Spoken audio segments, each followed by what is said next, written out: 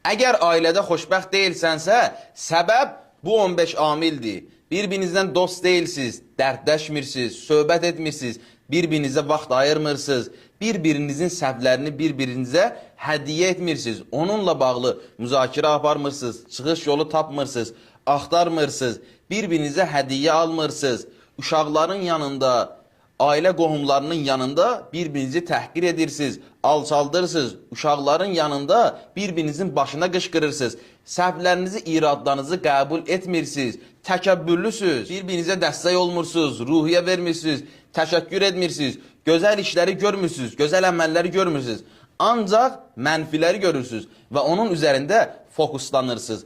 Telefona, dostlara ayırdığınız vaxtdan kəsib ailəyə vaxt ayırmırsınız. Ancaq enerjinizi, vaxtınızı telefona, dosta, mənasız, faydasız, əhəmiyyətsiz işlərə ayırırsınız.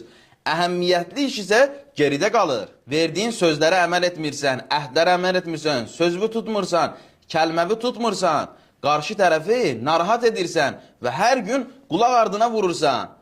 Bir-birinizə vaxt ayırmırsınız, istirahətə getmirsiniz, bir-birinizdən vaxt keçirmirsiniz və səndə bəzi mənfi xüsusiyyətlər var. O mənfi xüsusiyyətləri islah etməlisən. Bu mənfi xüsusiyyətlər qarşı tərəfi bezdirib, yorub, əsəbləşdirir, narahatçılığa səbəb olur. Sən əgər bu mənfi xüsusiyyətləri özündən təmizləsən, ailədə mehribançılıq olacaq, səmimiyyət olacaq. Hər gün bu mənfi xüsusiyyətlərin qarşı tərəfi bezdirib, yorub.